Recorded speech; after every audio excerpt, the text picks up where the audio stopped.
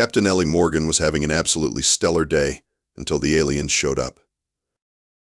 "Captain, you're needed in the war room," her assistant whispered urgently, interrupting what was supposed to be her first lunch break in 16 hours. "Can't it wait?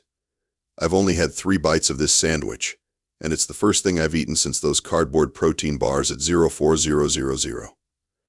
Ellie gestured with her turkey club, sending a piece of bacon flying across the mess hall. The president himself called.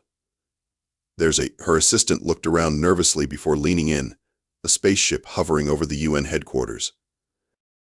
Ellie sighed and tossed her sandwich onto the tray. "Well, that's just perfect. The one day I remembered to pack decent food."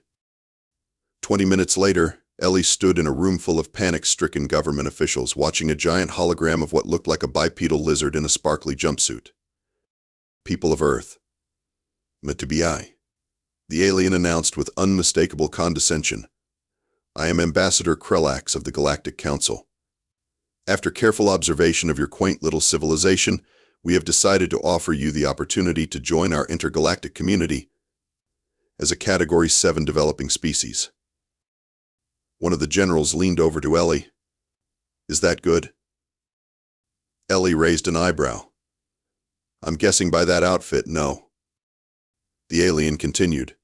"This is a great honor. Only 3% of discovered species qualify for any categorization at all. Most are simply designated as fauna." The room erupted in outrage. The president raised his hand for silence. "Ambassador Krellax, while we appreciate your offer, Earth would like to discuss the terms of any potential relationship as equals." The alien made a sound that could only be described as a laugh mixed with a garbage disposal. "Equals? Oh, that's adorable. Your species still fights over arbitrary geographical boundaries and can't even leave your own solar system without primitive chemical propulsion. But we admire your, what's that charming phrase? See?" Ellie felt her left eye twitch. As Earth's top diplomatic officer, she had mediated peace between nations that had been at war for centuries. But something about this glittery lizard's tone made her want to flip tables. The president nodded toward her. "Captain Morgan will serve as our chief negotiator." "Captain?" Krellax snorted. "You're sending a military officer to handle diplomatic relations? How delightfully primitive." "Very well. We shall humor your attempt at diplomacy. We'll send our official terms tomorrow. I suggest you read them carefully. They're quite generous for a species that still thinks quantum entanglement is impressive." As the hologram flickered off, the room erupted in chatter. "Captain Morgan," the president said gravely, "I need you to handle this with your usual restraint." Ellie's reputation for having a short fuse was legendary. She once told the British Prime Minister his trade proposal made as much sense as a chocolate teapot during official negotiations. But she also had a 93% success rate in diplomatic resolutions. "Don't worry, sir," she replied with a smile that didn't reach her eyes. "I'll be the very model of patience." The next day, a delegation from the Galactic Council arrived at the hastily prepared reception area in Geneva. Krellax swaned in, flanked by various alien species that made Ellie wonder if she'd accidentally wandered onto a movie set. "These are our terms," Krellax announced, handing over what looked like a glowing tablet. "Quite generous, really. All we require is 90% of your planet's water, exclusive mining rights to your metallic resources, and about 3 million human volunteers annually for our entertainment sectors." Ellie scrolled through the tablet, her expression growing darker with each flick of her finger. "This isn't a treaty. It's a surrender document." Krellax blinked vertically with transparent eyelids. "Is there a difference to a Category 7 species? We're offering you protection from the truly dangerous entities in the galaxy. All you need to do is provide everything of value on your planet. And if we refuse, then you remain categorized as unaffiliated primitive, which makes your resources available to any council member who wishes to claim them. At least this way you get a percentage back as developmental aid." Ellie stared at the ambassador, desperately trying to remember her diplomatic training. "We'll need time to consider these terms." "Of course," Krellax said magnanimously. "You have until your moon completes 1 orbit. What do you call that a month?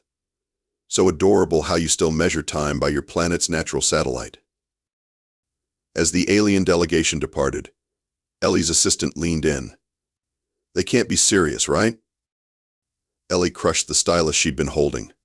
Oh, they're serious. And they have no idea who they're dealing with. 2 weeks after first contact, Earth's governments did something unprecedented. They agreed on something.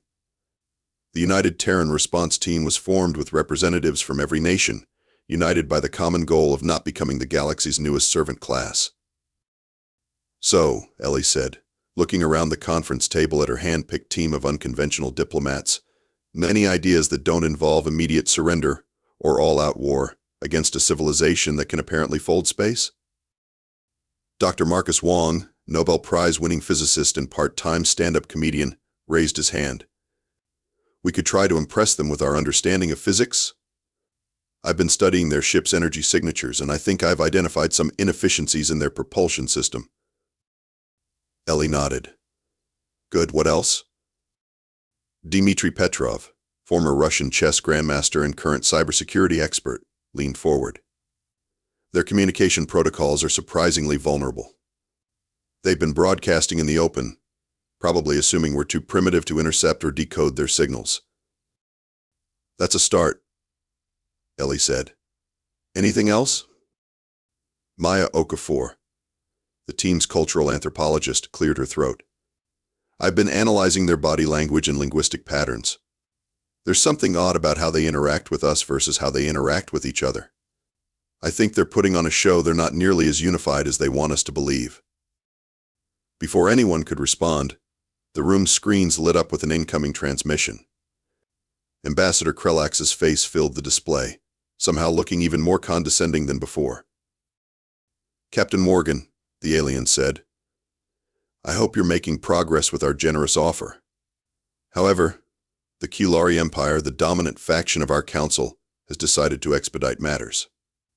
They've issued specific demands for immediate resource extraction, beginning with your Arctic regions. The Arctic? Ellie asked. Why there? Your polar ice caps contain the purest water on your planet, relatively untainted by your industrial pollutants. The Qlari find it makes excellent recreational lubricant for their hibernation sacks. Ellie struggled to maintain her diplomatic facade. Ambassador, surely you understand we can't just give away our polar ice caps. They're crucial to our planet's climate regulation.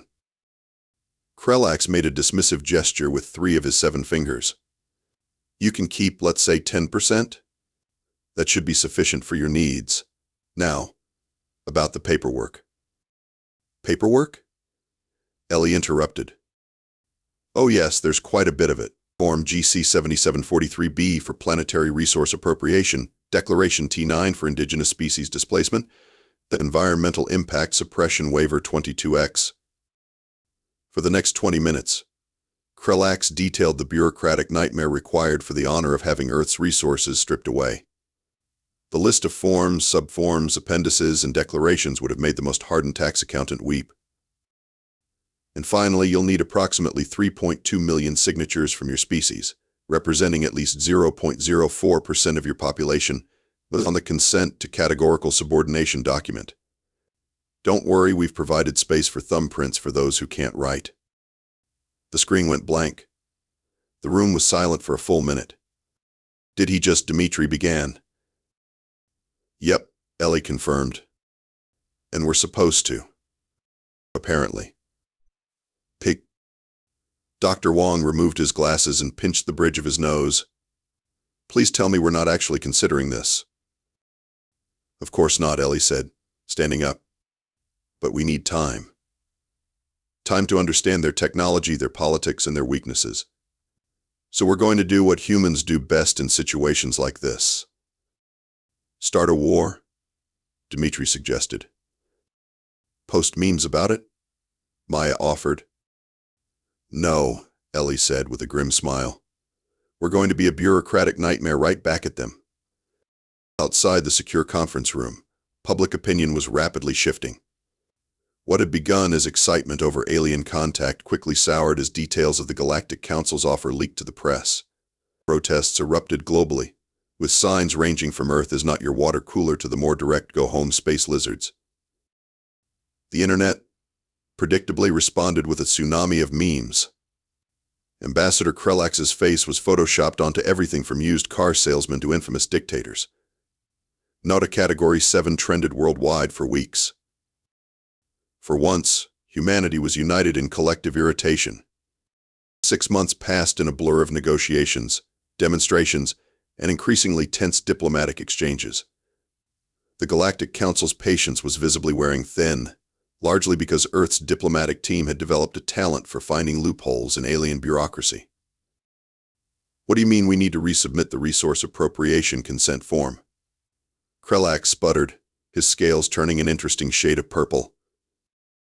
Ellie offered her most innocent smile. "Well, Ambassador, Section 7, Paragraph 392, Subsection Q clearly states that all forms must be submitted in all official languages of the submitting planet. We've just recognized Klingon as Earth's 7,358th official language. The translation should be ready in, about 8 months."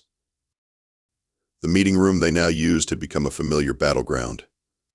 After 6 months of daily negotiations, even the potted plants looked exhausted. Lieutenant Jack Cooper slid into the seat beside Ellie as Krellax stomped out to consult with his superiors. "Captain, we've got something." Jack was the newest addition to the team, a tech genius with a moral compass that occasionally pointed in interesting directions. The military had recruited him straight out of college after he hacked into the Pentagon just to see if I could. His official title was communications specialist, but his actual job was to do things that would make most security professionals wake up screaming. "Tell me you've found something good," Ellie said, massaging her temples. "Better than good," Jack replied, sliding a tablet toward her. "We've broken their encryption protocols. I've been monitoring their communications back to their fleet and to the Galactic Council. You're going to want to see this." Ellie's eyes widened as she scrolled through the intercepted messages. "They think we're adorably primitive? There's an entire thread about how humans are practically pets with delusions of intelligence?" "Keep reading," Jack said with a smirk. Her expression darkened further. "They've been planning to take our resources from the beginning. The negotiations were just theater? Entertainment," Jack corrected. "Apparently watching primitive species struggle with basic concepts of galactic governance is their version of reality TV. We're getting amazing ratings." Ellie's knuckles whitened around the tablet. "And they've already started moving extraction equipment into orbit?" "That's the bad news. The good news is that they still don't realize what we've been doing." While the diplomatic circus continued, Earth had been busy. Human scientists had been studying every piece of alien technology they could get their hands on. Engineers had been reverse engineering alien communication devices. Military strategists had been developing contingency plans.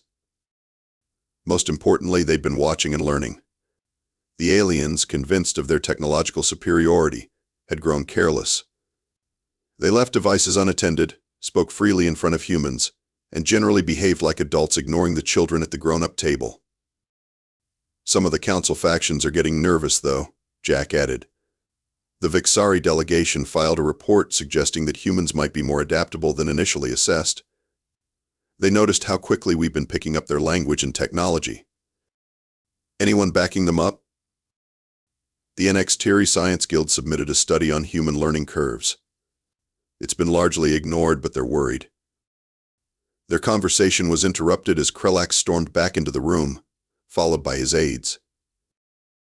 "This stonewalling is unacceptable," the ambassador declared. "The Qlari High Command is losing patience. We've been more than accommodating of your primitive processes, but this ends now.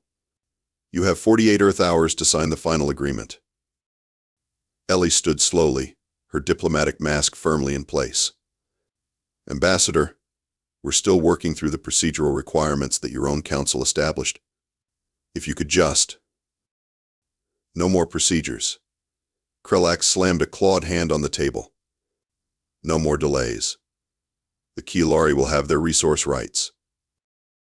What happened next would go down in diplomatic history as the coffee incident. Accounts vary on whether Captain Morgan's action was deliberate or accidental, but the result was undeniable. A full cup of scalding black coffee somehow found its way onto Ambassador Krellax's lap, specifically targeting the area that apparently contained what passed for Qulari reproductive organs. The ambassador's scream reached pitches previously thought impossible for reptilian anatomy. The universal translators in the room shorted out temporarily, unable to process what was presumably an impressive string of alien profanities. "Oh my," Ellie said calmly, as Krellax writhed on the floor. "How terribly clumsy of me. I do hope that won't stain your lovely jumpsuit." As the alien delegation rushed their ambassador out for medical attention, Jack leaned over to Ellie. "That was either the best or worst diplomatic move in history." Ellie's smile was razor-sharp. "Let's find out which." The United Nations General Assembly had never been so packed. Representatives from every nation on Earth sat shoulder to shoulder, an unprecedented show of unity. The massive screens displayed the proceedings to the billions watching worldwide. Captain Ellie Morgan stood at the podium, her uniform crisp, her expression resolute. Behind her sat Earth's negotiating team, including Lieutenant Cooper, whose fingers danced across his tablet, monitoring alien communications in real time. "For 8 months," Ellie began, "humanity has extended every courtesy to the Galactic Council. We have followed their procedures, respected their protocols, and engaged in good faith negotiations." The chamber was silent. Even the normally restless delegates sat perfectly still. "We have discovered, however, that while we negotiated in good faith, the Council, particularly the Qulari Empire, has been preparing to strip our planet of its resources regardless of our consent." Murmurs rippled through the assembly. On his tablet, Jack watched alien chatter explode as they monitored the broadcast. "Therefore, on behalf of the United Terran Response Team, and with the authority vested in me by the unanimous consent of Earth's governments, I deliver our final response to the Galactic Council's ultimatum." Ellie paused, her gaze steady and unflinching, as she looked directly into the cameras. "We're done talking."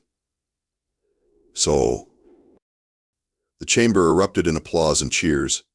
Delegates leapt to their feet in a standing ovation that lasted nearly 5 minutes. In orbit, aboard the Qulari command vessel, Ambassador Krellax watched the broadcast with his superior, Grand Executor Vox Telan. "What does this mean?"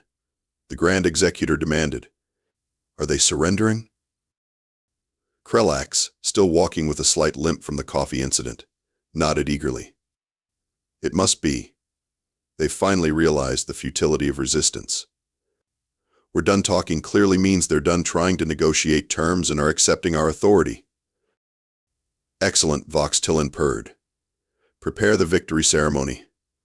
I want to begin resource extraction within their solar cycle." Back on Earth, Operation Trojan Horse swung into action. While the aliens prepared to celebrate their supposed victory, Lieutenant Cooper's team executed their carefully crafted plan. "Status report," Ellie demanded as she entered the underground command center. Jack looked up from his station, grinning. "They took the bait. The Qulari fleet is preparing for a victory ceremony. They've lowered their shields and are powering down weapon systems to conserve energy for the celebratory light display." "And our packages?" "All delivered and awaiting activation. Team Alpha infiltrated their communication hub last week. Team Beta placed the modified translator modules yesterday. Team Delta completed the engine modifications this morning." Ellie nodded approvingly. "How long until they realize what we're done talking actually means?" Dr. Wong chuckled from his station. "My guess. About the time their engines try to restart and find themselves running on Windows Vista." For months, while maintaining the appearance of bumbling primitives, humans had been systematically studying and infiltrating alien systems. Lieutenant Cooper had discovered that the aliens' technology, while advanced, was remarkably vulnerable to certain exploits, particularly because they'd never needed to develop strong cybersecurity against species they considered inferior.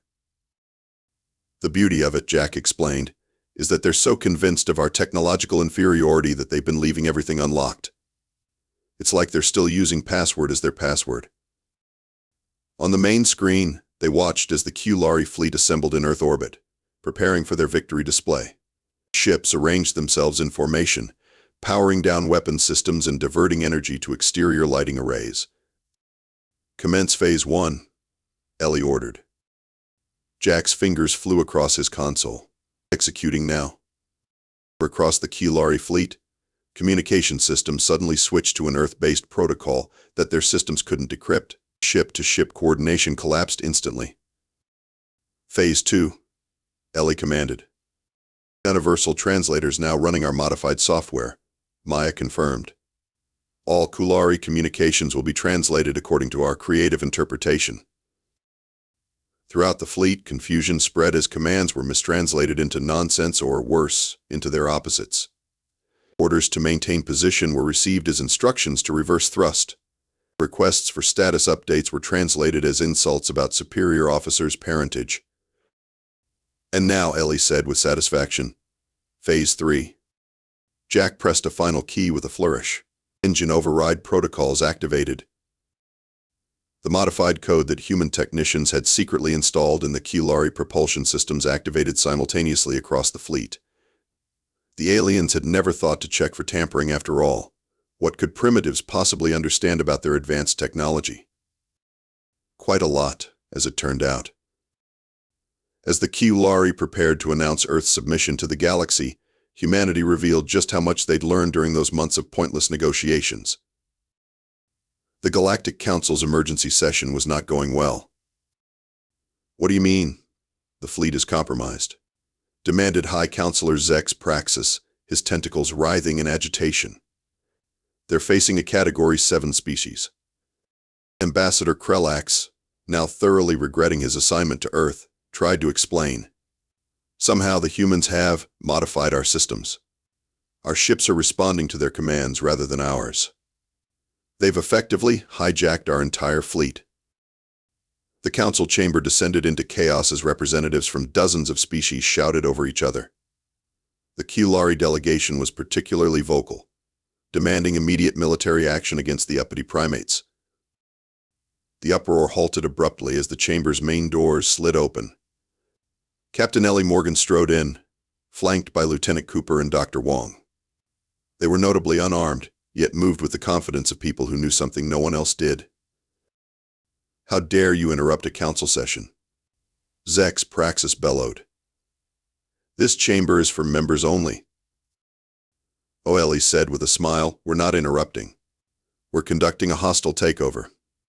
Jack activated his tablet, and the chamber's massive central hologram flickered to life. It showed the Qlari fleet in Earth orbit, still arranged in their ceremonial formation.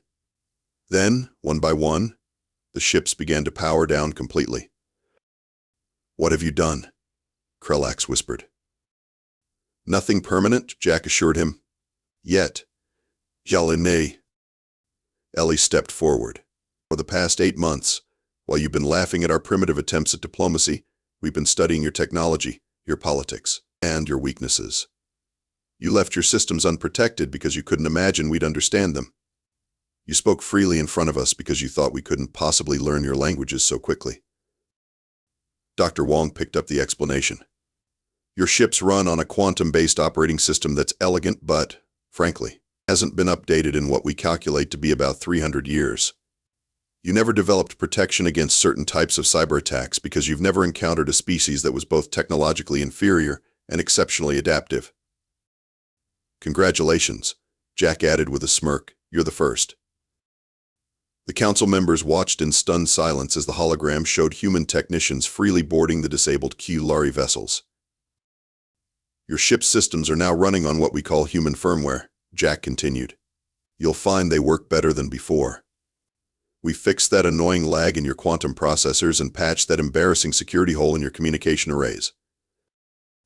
"You improved our technology?" a Vexari scientist asked incredulously. "We did," Dr. Wong confirmed, "though we also installed some rather robust kill switches. Just in case anyone gets any ideas about resource extraction." The panic in the council chamber was palpable as the aliens realized the full extent of their miscalculation. They had dismissed humans as primitive based on their level of technological development, never considering the speed at which humans could adapt and learn. "What do you want?" High Counselor Zex Praxis finally asked, his voice notably less commanding than before. Ellie stepped forward again. "It's simple. We want what we asked for 8 months ago, to be treated as equals. Not as servants, not as resources to be exploited, but as a sovereign species with all the rights and protections that entails." "Impossible." A Kulari general sputtered. "Your species has barely mastered interplanetary travel."